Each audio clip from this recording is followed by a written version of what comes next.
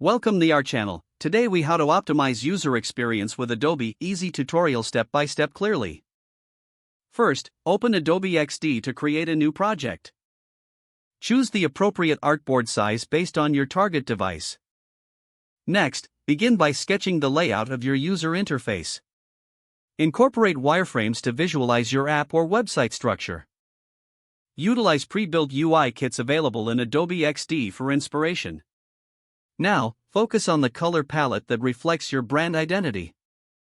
Select typography that is legible and complements the overall design. Group related elements together to enhance usability and navigation. Add interactive components, like buttons and links, to simulate real user experiences. Proceed to create transitions between screens. Test these interactions to ensure they flow smoothly. Once satisfied, share your prototype with team members for feedback. Use Adobe Analytics to track user behavior and engagement with your design. Analyze the data to identify areas that may require improvement. Implement changes based on user feedback and analytics insights. Finally, prepare your design for handoff. Your optimized user experience using Adobe is now ready for implementation. If the page does not load, refresh the browser or try again in a private or incognito window. Make sure you are using the correct email address, then retype it carefully to avoid small typos. If your password is not accepted, use the reset option and create a new strong password you can remember.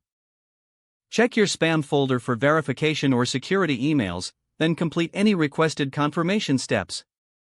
Enable two-factor authentication if available to improve account security and reduce unauthorized access risk. After signing in, review your profile details so your contact information and settings are accurate and current. If you see an error message, note it down and try again after restarting your device and internet connection. Log out when you finish, especially on shared devices, to keep your account and payment information secure.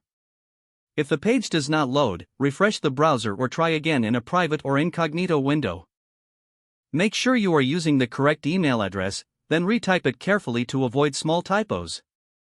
If your password is not accepted, use the reset option and create a new strong password you can remember.